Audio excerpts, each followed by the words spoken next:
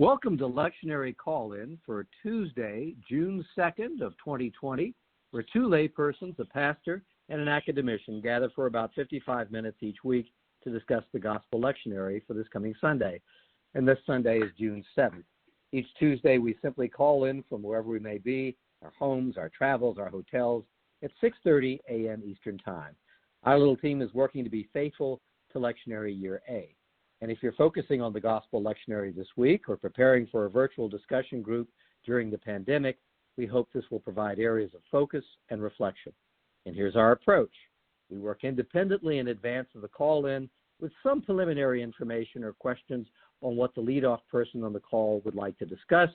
We then develop perspectives and share, encourage, and challenge each other. After we read the text, Charles Willard will share some opening perspectives on what we call What Would They Have Heard? And this will help us consider the differences in authors, the purposes in the writing, and the challenges of time and culture. And here are the folks joining us in today's discussion. Bill Hall. Sara Mickelson. Charles Willard. And I'm Don Upton. And we're going to kick things off by reading the Gospel Lectionary for Sunday, which is Matthew 28:16 through 20, and I'm going to read from the New Revised Standard Version. Now, the 11 disciples went to Galilee, to the mountain to which Jesus had directed them. And when they saw him, they worshipped him, but some doubted. And Jesus came and said to them, "All authority in heaven and on earth has been given to me. Go therefore and make disciples of all nations, baptizing them in the name of the Father, and of the Son, and the Holy Spirit, and teaching them to obey everything I have commanded you. And remember, I am with you always to the ends of the age." And that's the word of the Lord. Thanks be to Thanks God. be to God.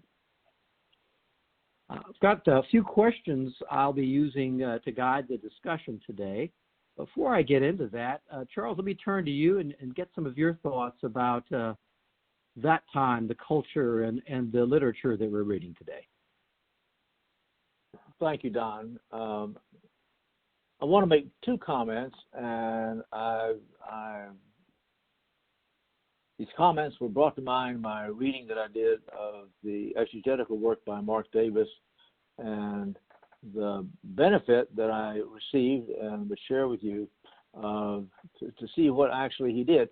For those of you who don't know Mark Davis, we continue to refer to him, but he's a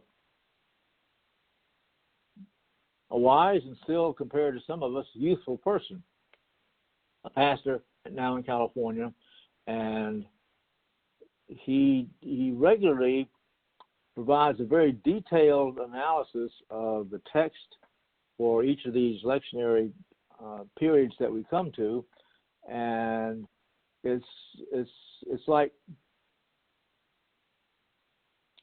how shall I say it? Well, you might think about it as a dissection process. And so here's the text, and Mark operates on the text as a surgeon and looks at the various parts and then describes what he finds when he does that observation. And then most pastors don't stop with that, because they are doing that because they're preparing for preaching. That is, talking about what their experience was and what their understanding was and what their takeaway was from that process of close piece-by-piece analysis of the material that they were working with. And in this instance, we have I did at least, it was a remarkable experience of being able to see and experience not only his regular work of analyzing the text and raising critical questions, but also what the result was when he didn't take that sort of dissection into the church, but took the whole body and said, I want to introduce this presentation, and he does. So I want to share with you two observations that Mark made. You see, we tend to accept the text when we read it in our Bibles, the New Revised Standard Version or whatever version we happen to be using. We take that text and although we don't think about it, because we might have some reservations if we did, we don't think about it, we assume that what we're reading is what Jesus said, or what Matthew said, or what Peter said, or what Paul wrote. What we have, at least in the Gospels, is not that, but it is something else. And then what we're reading in the Bible is an interpretation, literally an interpretation of what that text was, because the text would not make much sense if you simply translated it word for word for word for word for word in the text. Here's the first example that I want to get. It's in the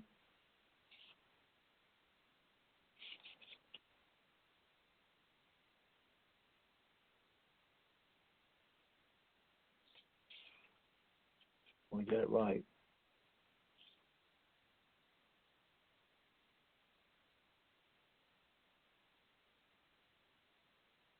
It's in the 17th verse, where in the text that we're reading, it says, when they saw him, they worshipped him, but some doubted. And so people began, reading that and say, well, what is that? Why would anybody doubt? And why was it only some of them? Mark Davis points out that, in fact, that's not quite an accurate translation of the text, because the words don't translate exactly that way in the text. They're simply rendered that way in the translation. Mark's translation is, and having seen him, they worshipped him, yet they doubted. So it's not that some doubted, it's that Mark is suggesting, the text tells us that the disciples both worshipped and doubted. And that just raises a different kind of a question. So you don't have to worry about trying to figure out why some doubted. Mark's point is that they carried both of those emotional experiences in the same group of individuals. So they shared it. And that makes a difference in terms of how you begin then to try to wonder how you can do both at the same time. Well, I think we all know how we can do both at the same time, because we do it all the time. We act on things we believe, and yet we are uncertain about them. So it's an ambiguity that we carry with us, and Mark Davis is pointing out that that's in fact what the text says here, not the way the translators have made it different for us by their own interpretation. But it's the translator's interpretation which has some doubted. The word some is not in the Greek text at all. It's simply put there by the translators. The second comment I wanted to make is further on into the text. It's where Jesus says, "Go therefore and make disciples of all nations, baptizing them in the name of the Father, the Son, and the Holy Spirit." The Great Commission. And his observation is that, again, that's not quite an accurate translation of the text. The more accurate translation might be, let me get this now.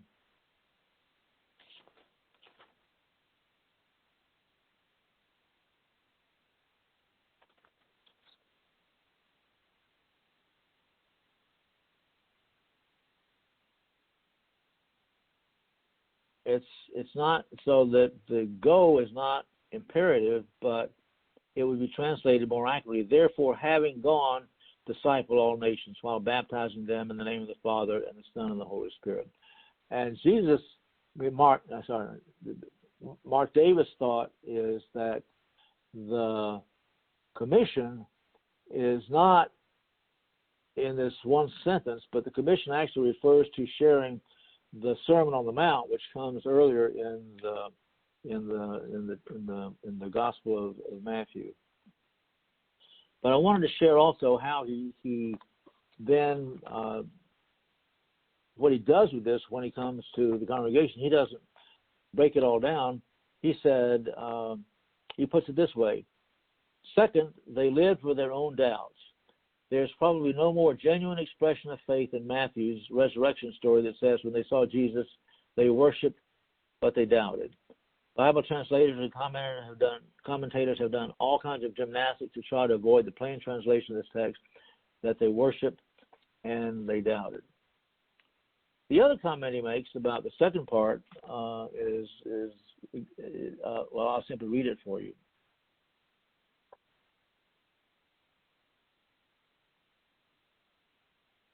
The language that is in vogue these days, which I think is wonderfully accurate, is that the church is a missional community. As Emil Brunner put it, the church exists for mission as fire exists for burning. It is our essential nature that we are here for a purpose, not simply to benefit ourselves. George Huntsberger has described it very well by comparing the missional church to the vendor shape of many churches. The vendor church is a place where members expect the church to provide certain goods and services to them. The vendor church is divided into a small group of providers and a large group of consumers. The missional church, on the other hand, is not divided.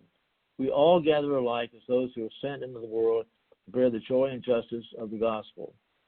The missional church worships God who sends prophets, who sent Jesus Christ, and who sends us into the world in service.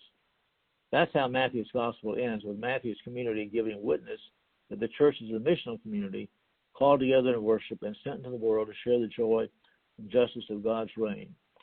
And that, of course, is the message of us today. Thank you. Thank you, Charles. Well, we're going to put a few questions together today to help us take on these final words in this book. And I'll just go through them very quickly. And the first one's coming at you, Bill. Second question, I'll start with you, Sarah. But the first one is, what can we learn through this being another meeting place? Because it says they're meeting Jesus where they're told to go, in a gospel that's filled with crossroads and meeting places. So it's a meeting place question. The second question is about where Charles kicked us off with, which is the word doubt. What words in the passage is the word doubt pointed to? What is it pointed to within the book of Matthew?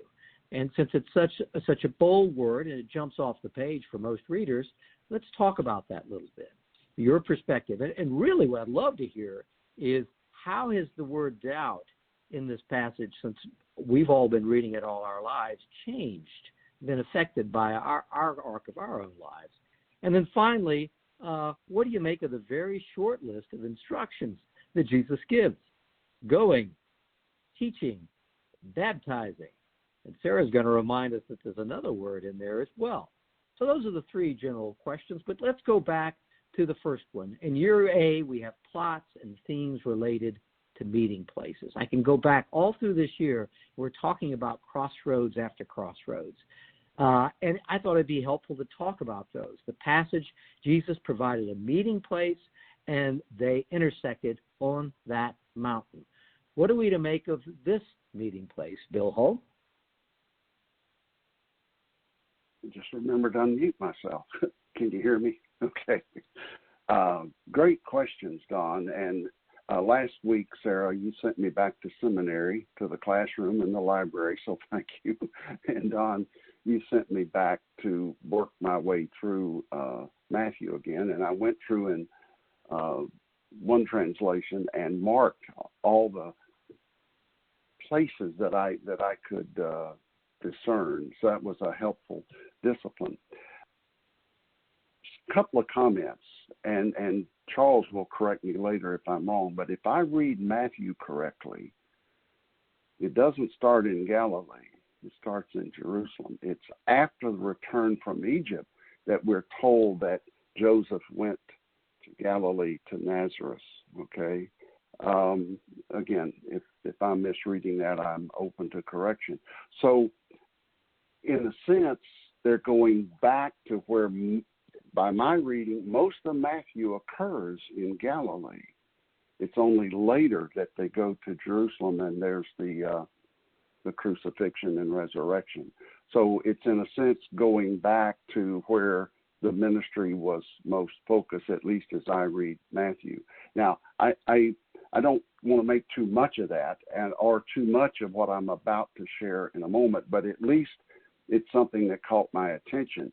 According to my study, in the New Revised Standard Version in Matthew, there are 12 occurrences of the word mountain or mountains.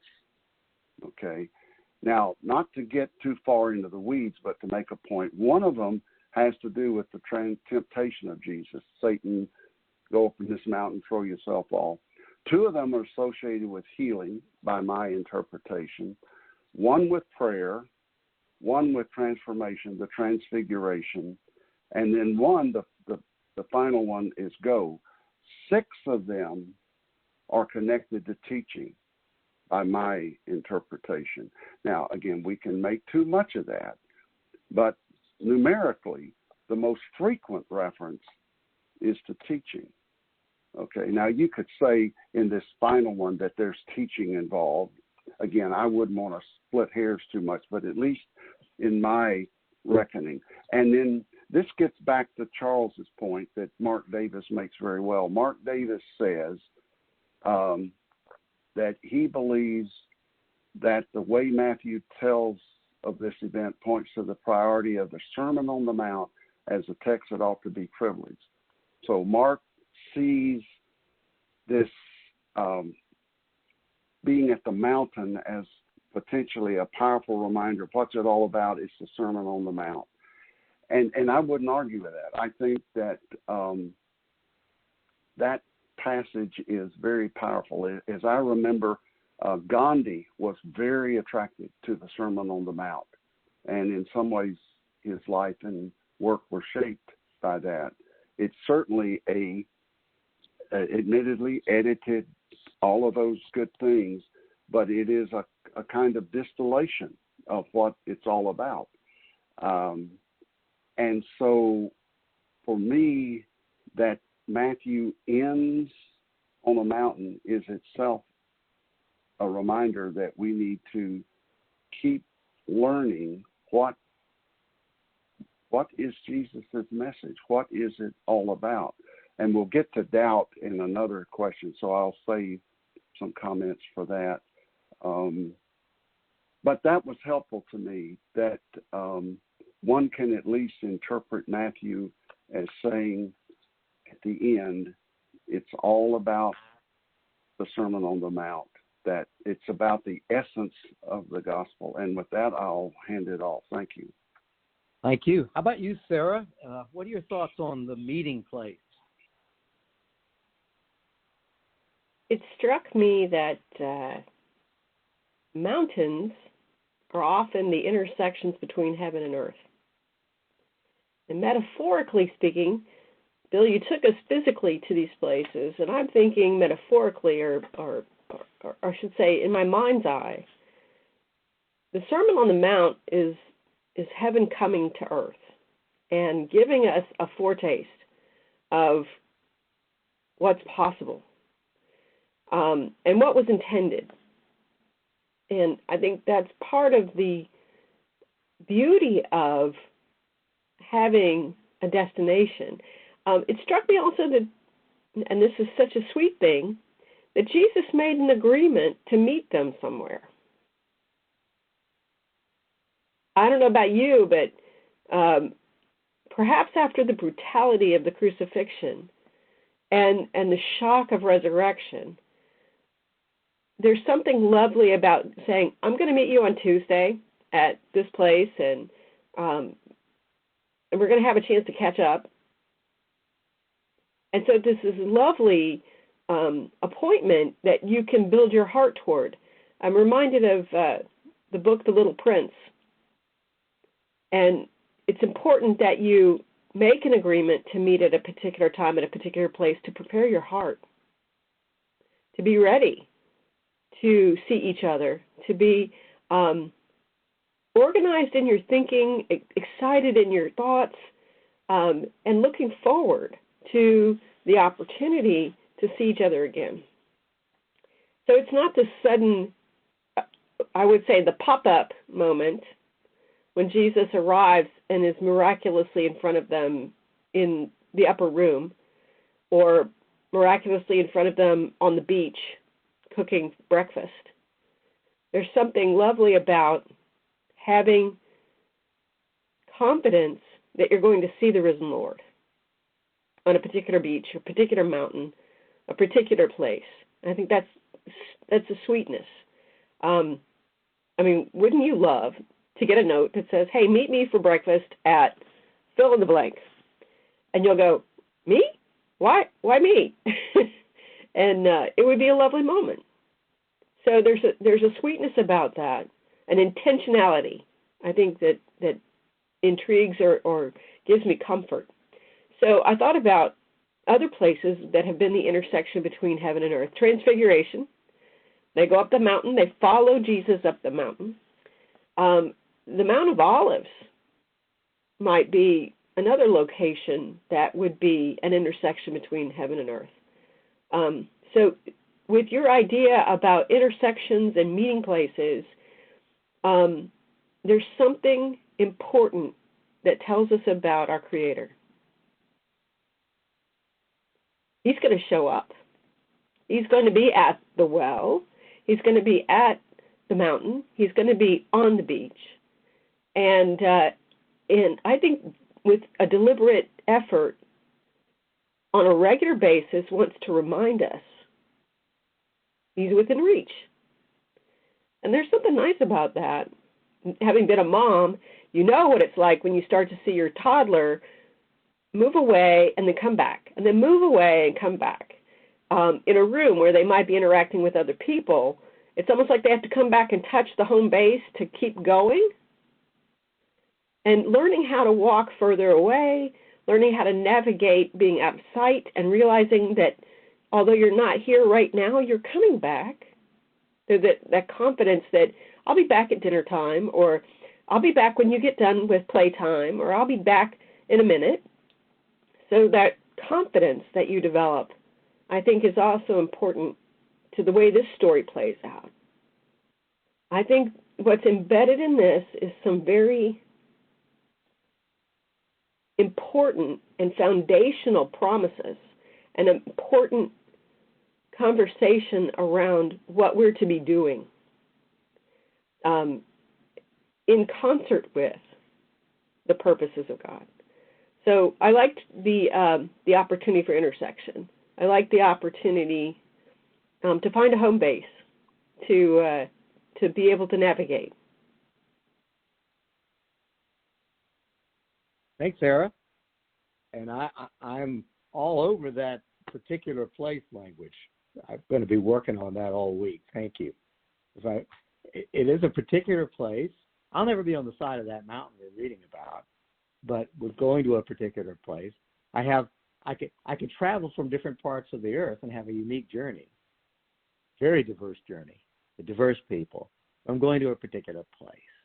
And that helps me get right with what's going on later with the Great Commission, going out to the world, but it's different journeys to a particular place, if I understand what you're saying. And if you're listening and you're planning to have a class discussion or a Zoom during pandemic, I teed up the question because it's easy. Even if you have a Zoom with many panels, that you could say, where do you build it? Where are the crossroads in this book? How does this connect with your own journeys and crossroads? And Jesus helps a little bit. He says, look, meet me here. You may have to come up this side. And I was thinking about the Magi too.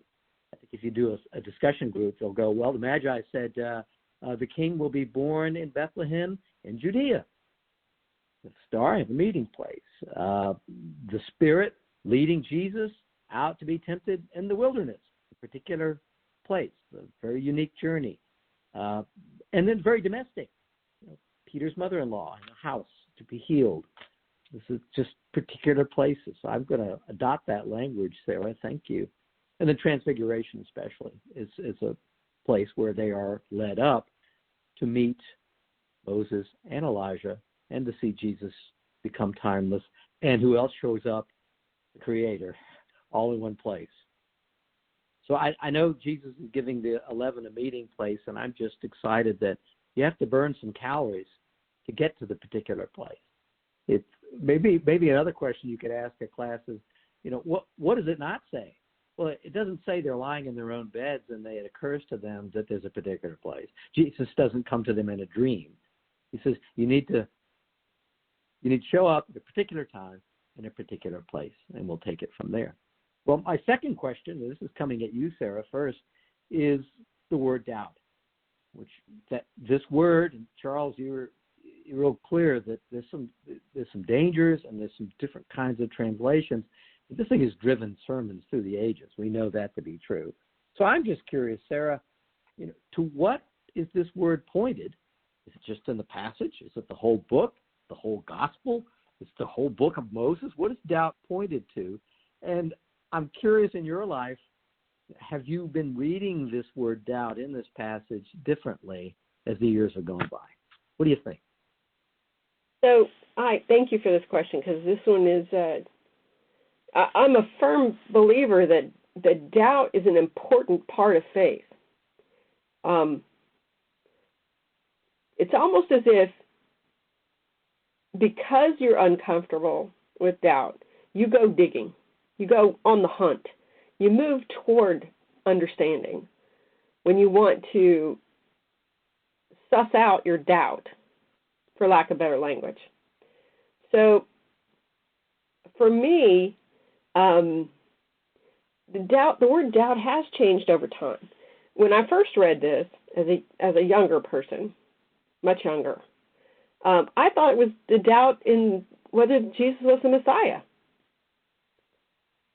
And now that I'm of this age, I've landed in the camp that the doubt is not about Jesus, the doubt's about them, or the doubt's about myself. Do I have it within me to pull it off?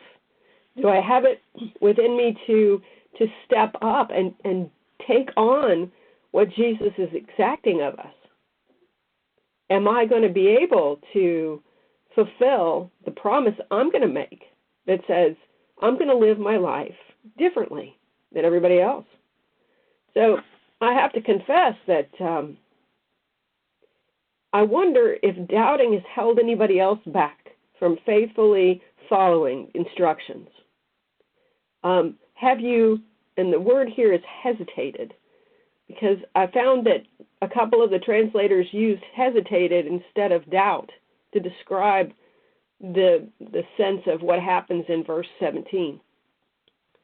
So has hesitation caused you to not take action? Did you hesitate to accept the challenge because it meant confrontation? Because it invites you to consider what things cost? Not financial cost, but emotional cost, or maybe the cost of connection. Have you doubted your resolve, which I think is important? We're asked to stand firm. And sometimes it feels like the land beneath us has taken on a characteristic of a fluid instead of a solid. So it makes it more difficult to stand. Standing in face of opposition, differing views, judgments from others, especially people that you respect. It's one thing to be judged by people that you don't know and you don't have much regard for. It's a second thing to be judged by somebody you dearly love. When there's a very real threat to your life or your livelihood, is it in your nature to respond, resolved to the commission that Christ gives us? Or is it in your nature to think about the weight of what that would mean and how you would react and choose cautiously so as not to threaten those that you love? I thought about this with the backdrop of what Rome was doing at the time and how difficult the movement forward was going to be for these disciples. And the exacting cost of being broken by Rome is they've watched it, they've witnessed it, they've seen what Rome can do to the physical body. That's pretty daunting. So I wonder if it's important for us to understand the fragility of humanity. And I liked your word, Charles, living with the ambiguity of hesitating and trying to figure out this is what I call for my kids, the moment where you learn to use the clutch and the accelerator to your advantage. And one disengages the engine, the other one re-engages the engine. So it's kind of like this dance that you learn. about what's possible when you rely completely on the Lord. Gardening with God, Bill. Your turn. What do you think, Bill? I was going through my text, and Bill, I'm thinking about the arc of time and how it's changed, and I kept making different notes over decades and overwriting it. And like one would be, there were sermons about culture, that this is a monotheistic culture that he's speaking into, and here's a man standing, and we're dealing with the Trinity, and what they're doubting is that their culture is talking about a certain view of the Creator, and this is different. This is different. And another one was Bill Wallach, who used to lead our lectionary classes at Palmacia Presbyterian Church, said about 10 years ago, the Gospels never hide how human the disciples are. And I think he said that, Sarah, over and over again, and that's a comfort and a building up. He also said at a different time, he said that it should be an encouragement that those who are chosen to act actually have this belief. And I thought that was well put. And then Chuck Greenwood, who was the pastor at Palmacia years ago, came in as a guest pastor about 2009, and he said, well, this is all about dry periods, that dry periods are usually about doubt. And so this is about what you meditate upon during a dry period. This puts doubt into the center of our lives, which it is, and should build us up. And finally, John Debevoise, the pastor at Palmacia Presbyterian today, said in 2011, Jesus knows his relationship to the Trinity has helped him. So I kind of put that dry period that Chuck Greenwood talked about with what John Debevoise said. But Bill Hull, what's our pastor say here? How's this changed for you over your life? Good, thank you. First of all, Sarah, as I listened to you, I was nodding when you talked about this, not just doubting is Jesus the Christ, it's the disciples doubting themselves. Let's face it, they had good reason to doubt themselves. And I've shared before, and I'm not going to repeat it now, the journey I went through when I began to sense a call to ministry. You don't mean me. I'm not equipped to do that. And there are many times in my personal life and my life as a minister that I doubted that I had the ability to handle something. So I resonated with that, and I appreciate your expanding the potential content of that. We're not told what they doubted. Just said they doubted, and I agree with Charles. It clearly means they all doubted. Another test of that, not just the details of the text, reality is, who doesn't doubt? If you're honest and you're human, and is it Buechner's famous quote, doubts are ants in the pants of faith? I like that. They can spur us to grow, and that would be part of my testimony, that doubts that are honestly dealt with, and it's not just about faith, it's doubts about other things, can help us learn. And if I doubt someone's integrity, sometimes that is an accurate doubt. You follow me? Okay. Now I'm applying doubt in other ways. There's something to be said about not immediately assuming that everything we hear is the truth. Maybe good counsel for us today in this world. Don't take everything at face value. Now, William Loader, in his article on this passage, makes a point, and I'll offer some question about it, but let me read what he says. Notice to begin with that the women have already encountered Jesus and worshiped and not doubted. It doesn't say they doubted. The 11 worship and they doubt. Now, Loader's application is Matthew intends to highlight the fact that those who are discounted, and that includes women, are frequently more in touch with God's doing than those who in traditional terms ought to know. And I would say, for example, the religious leaders, the ones we most expect in Scripture to get it, don't get it. Now, I think if we read the other gospel accounts, there were some struggles for the women in in embracing this. At least there's the unexpected nature of it. Whatever we want to make of that, I thought that was an interesting point. And it reminds me of the famous quote, I think I've got it right: courage is not the absence of fear. Courage is the ability to act in the midst of fear. And to me, faith is not the absence of doubt, but the ability to go. We'll get to that in the next question. The ability to go even though we doubt. And that would characterize my journey in becoming a minister. I got some wise counsel from a chair of a candidates committee. I'm using this frame, Bill: go and trust that God will close whatever doors need to be closed and open whatever doors need to be open. And he gave me the good recovery movement counsel: one step at a time, one day at a time, but keep walking. So, and when you think about it, the one who had the most justification to be doubtful was Jesus Christ. Look at the people he's talking to.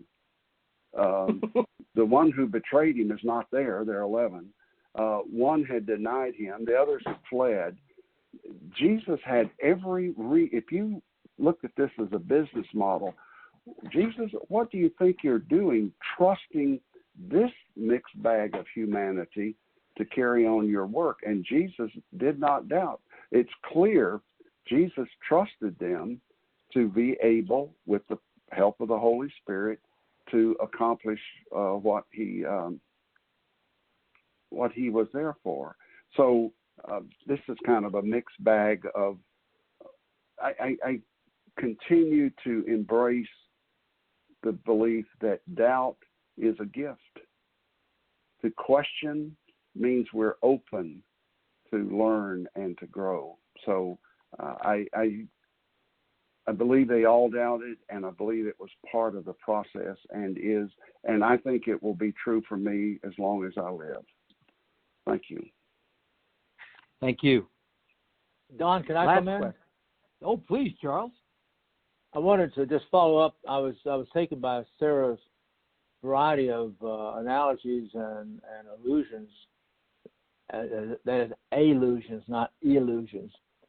As she talked about, I was really fascinated by the car analogy of between the clutch and the accelerator, and I could just so my sense is that what you want is to be all accelerator, full throttle. That's what it is, and the doubt is not really, am I going to get there? But sometimes, as you're speeding through the byways and the passways, it's you're not quite sure how you're going to get there, but you don't doubt that you are. You doubt that you can see all the options, but you don't worry about that and that's I think where we need to be, to recognize the doubt that is uncertainty. Uncertainty is not about where you're going to end up. Uncertainty is about the circuitous ways in which you will finally manage to get to there. But as long as you've got the throttle full out, you're going to get there, my friend. Thank you. The word "full out" is kind of frightening from a parenting perspective with a new driver in the house. Well, yeah. So you don't doubt that there are going to be some issues.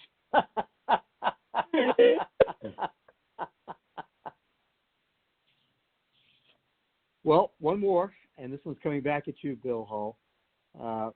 What do you make of the very short list of instructions at the end of this book? And I'm just summarizing them as going, teaching, baptizing. I think, Sarah, you're going to insert another one when we get to you. What do we make of that? And I wanted to look at it through two dimensions, which is why has that produced problems in communities and churches? And in other ways, why has it been so successful in terms of building communities? So I'll do my comment right up front that I think it only works if the book of Matthew is this chapter and this verse, and then the rest of the book is one big footnote. So footnote number 1 under going, teaching, and baptizing says, see Matthew. What do you think, Bill Hull? Again, a very provocative question. I will springboard from a quote from an article in the recent issue of the Christian Century by Jennifer Copeland, who says that the real focus here is on go. And then she links it to the importance of teaching and of baptism, because we're told to go, teach, baptize. Let me read her way of saying it. Rather than the sentimental family affair we usually imagine, baptism as Jesus experienced it propels us into wilderness wandering, where we can be prepared for a life of countercultural behavior that will lead to the foot of the cross. Baptism is risky business, not just a great family photo opportunity. This riskiness is the first act of going. And then she talks about the importance of teaching. And while she doesn't link it to the Sermon on the Mount, she certainly means teaching involves trying to present the fullness of the gospel as best we can, as represented in the person of Jesus Christ. And an interesting example that I think is very timely given what is going on in our nation. As an example of the importance of teaching, again, I will read her words. Consider that the leaders of the Southern Christian Leadership Conference spent hours teaching their members the art of nonviolent resistance before ever allowing them to sit down at a lunch counter or march across a bridge. It took some time to learn how to face billy clubs, barking dogs, and fire hoses.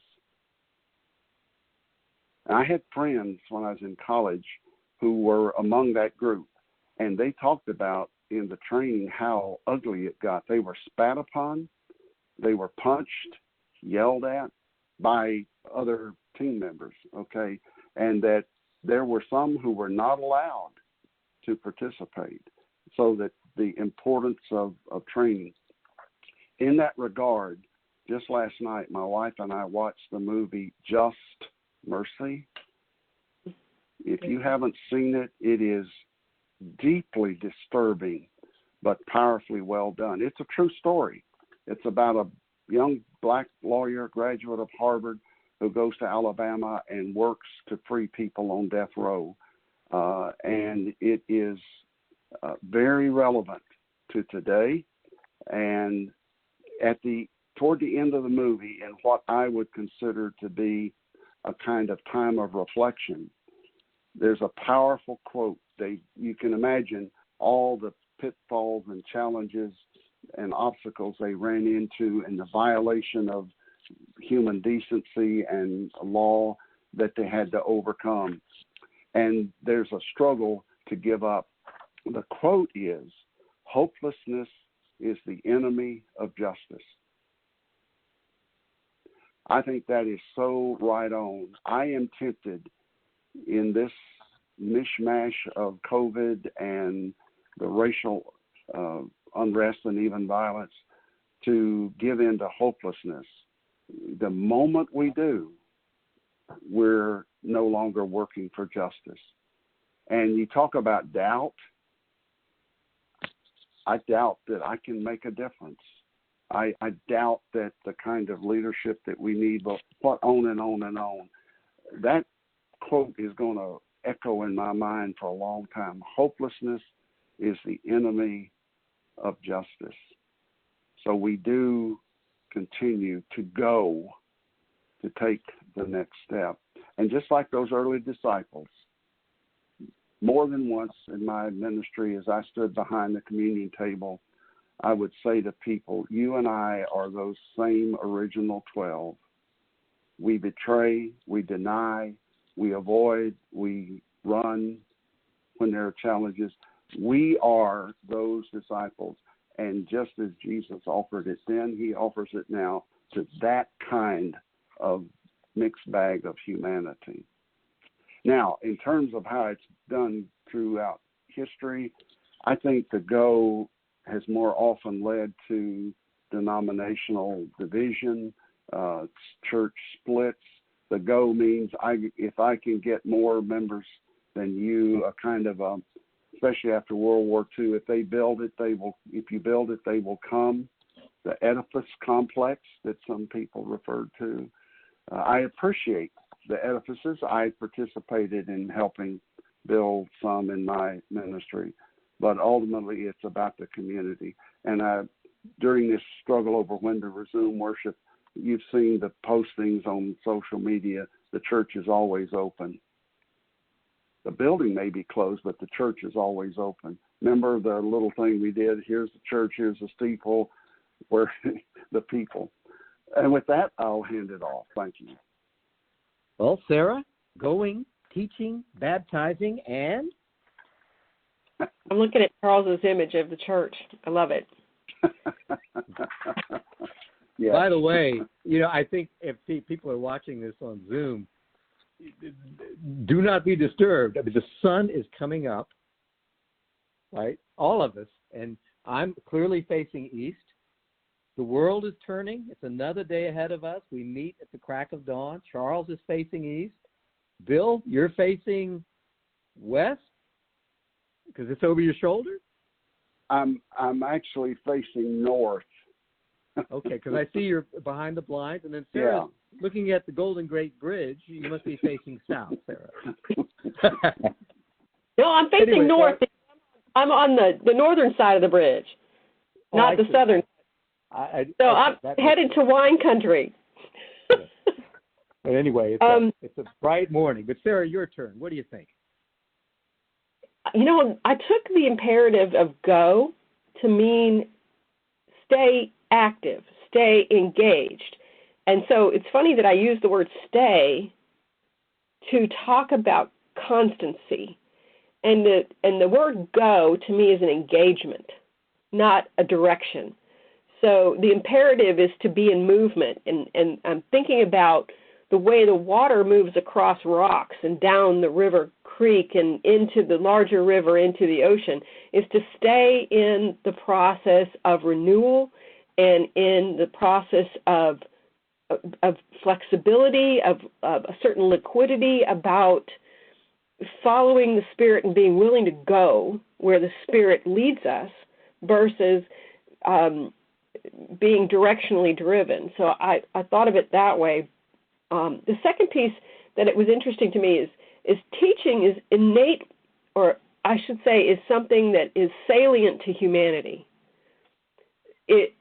By simply observing others, you learn.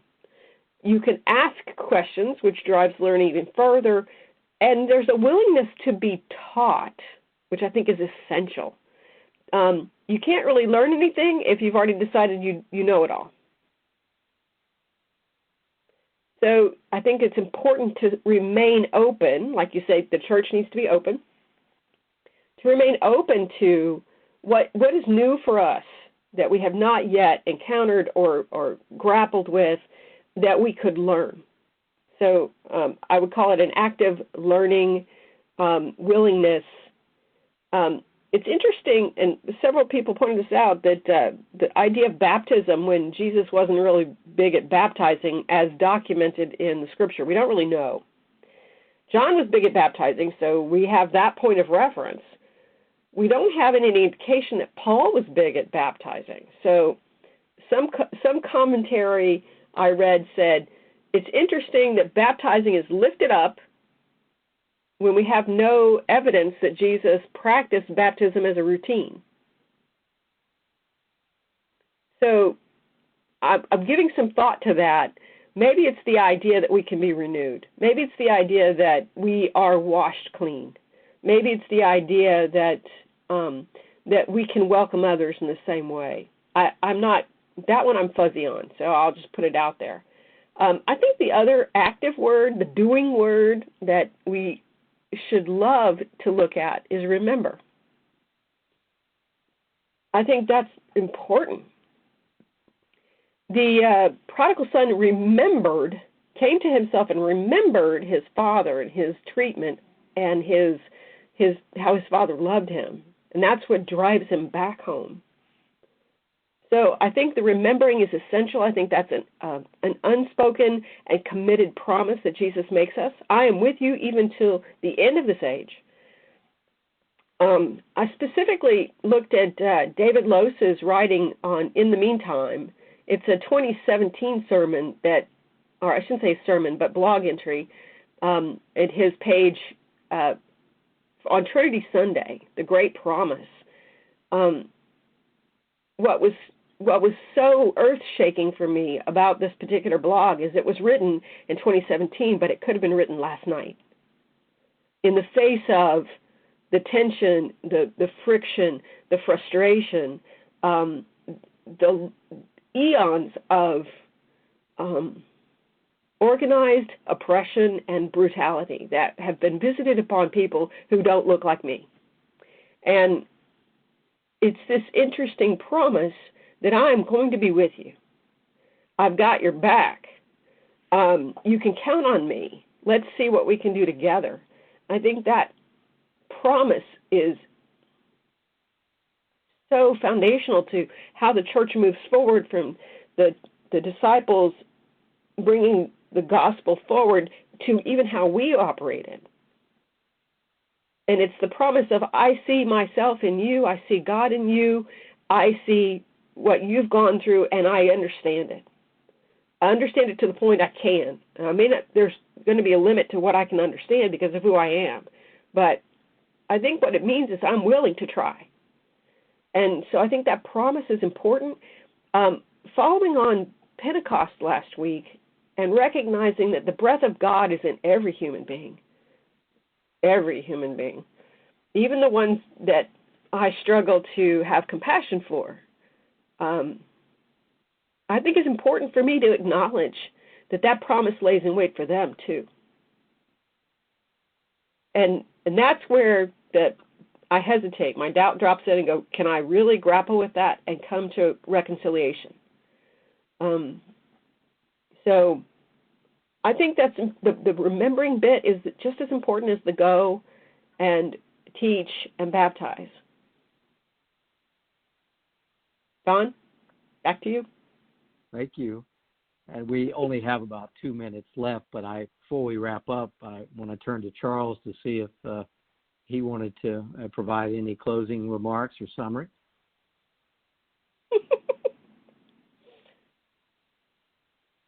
Charles, you're muted. Sure. You're muted, Charles.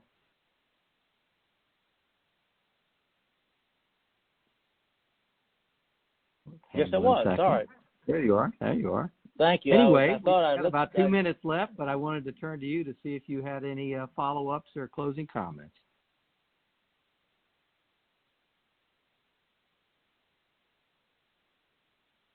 No, I think not. Thank you. Well, thank you. Bill Holt, you good to go? Sarah? All set? I'm good. Thank you. Well, for folks listening in, Palmacia Presbyterian Church is at 3501 West San Jose Street in Tampa, Florida. And for more information, you can go to palmacia.org. That's PALMACEIA.org. And if you're listening during the time of pandemic, that site has a number of resources, other areas of study, sermons, prayers, reflections. So if you're looking for a resource as you are and maybe in lockdown or quarantine, we would refer that site to you as well. And you are always welcome, and we'll see you next time.